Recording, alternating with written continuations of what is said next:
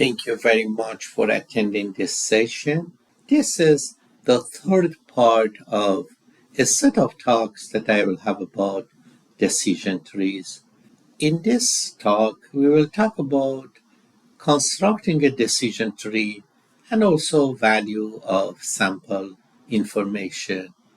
We had a company, they had a piece of land, they could have sold it for $90,000 or pay $100,000 to drill.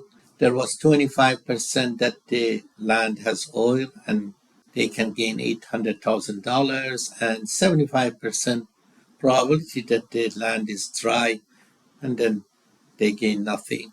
Now there is a feasibility study firm, a consulting firm, who has offered $30,000 to do a survey on this land. Based on past data, we know that there is 30% probability that survey come out favorable and 1 minus 30%, which is 70% probability that the survey is unfavorable. If the survey is favorable, then probability of oil goes up from 25% to 50%. And probability of dry comes down from 75% to 50%. If the feasibility study ends up with an unfavorable report, then the probability of oil goes down from 25% to something around maybe 14%. And probability of dry goes up from 75% to something around 85%, something around that. Now we want to construct a decision tree for this situation and then analyze the value of this additional sample information. Let's first construct the tree. So this is a decision node. The first decision we need to make is whether to go for this survey, for this study or not. So there are no survey or survey. If no survey, then we need to make one other decision. Drill or sell. If we sell, we get $90,000. No probability. With 100% probability, if we sell it, we get $90,000. If we drill, we should pay $100,000. Then there is an event which has two outcomes. One outcome oil and one outcome dry. The probability of oil, because we have not done any studies, 25%. The probability of dry is 1 minus 25%, which is 75%. If the outcome of drill is oil, then we have a payoff of $800,000. If the outcome of drill is a dry land, then there is nothing, no payoff. And therefore, 800 times 25% plus 0 times 75% is 200. 200 positive, 100 negative, 100 here, and 90 here. 100 is greater than 90. So if we don't do survey, we drill.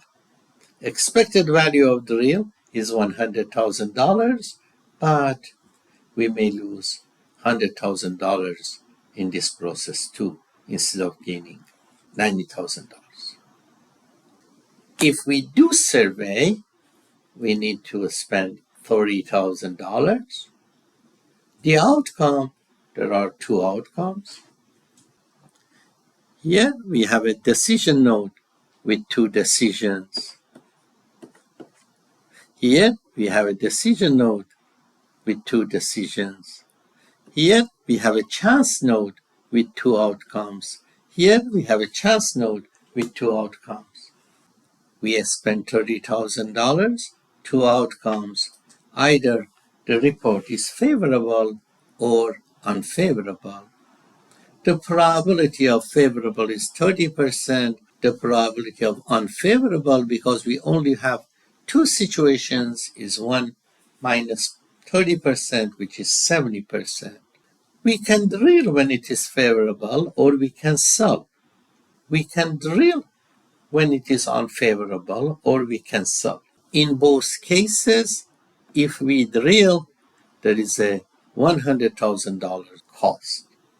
If we sell, in both cases, we get $90,000. If we drill, two chances. Outcomes are exactly the same, but probabilities are different. Outcome 800, outcome 0. Outcome 800, outcome 0.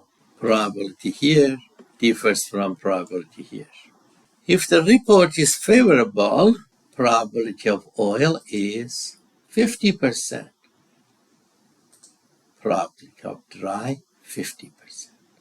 If the report is unfavorable, probability of oil 1/7, probability of dry 6/7. Summation always is equal to 100 at any event point. If you have several events, then each of them gets a portion of 100%, and when we add them up together, that becomes, the summation becomes 100%.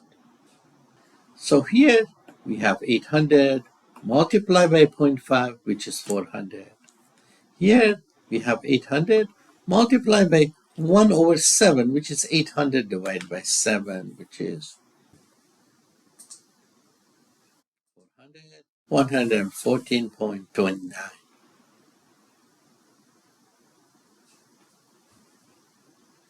And then I should subtract 100. Now, at this point, if I make this decision, I will gain $300,000. If I make this decision, I get 90. So I take this route. Here, if I take this decision, I get $14. If I get this decision, I get $90,000. Therefore, I make this decision. So outcome here is 90. Outcome over there is 300. 300 times 0.3 plus 90 times 0.7. This is the expected value of that event, which is 153. I should subtract 30 from it, 123. So at this point, I have two decisions. One decision as an outcome of $100,000. The other decision has outcome of 123. So I'll go this way. If the result is favorable, I go this way, I do the drill. If the result is unfavorable, I go this way and I solve. This is the whole story, and the expected value is $123,000.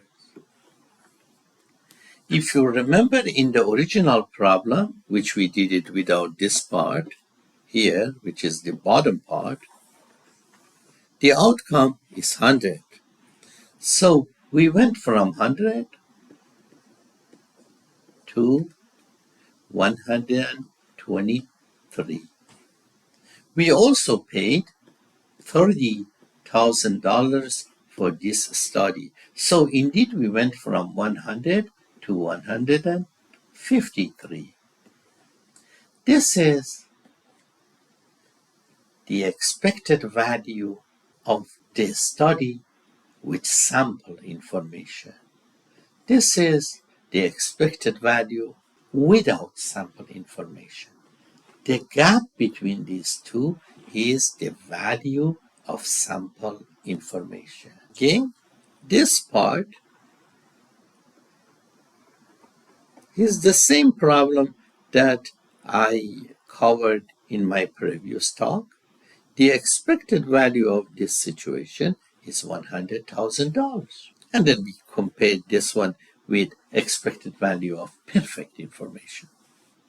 Now here we are comparing it with expected value of sample information. When we do the survey, the expected value goes up from 100 to 123, and this 30 should be also added to it, is 153. Therefore, we are willing to pay up to 153 minus 100, which is equal to 53, to gain this sample information. In this case, the feasibility study company, the consulting company, charges $30,000, which is smaller than that ultimate price that we are willing to pay, which is $53,000. We computed the expected value of this project without information, and then we computed it with perfect information. And we realized that the value of perfect information is 142.5.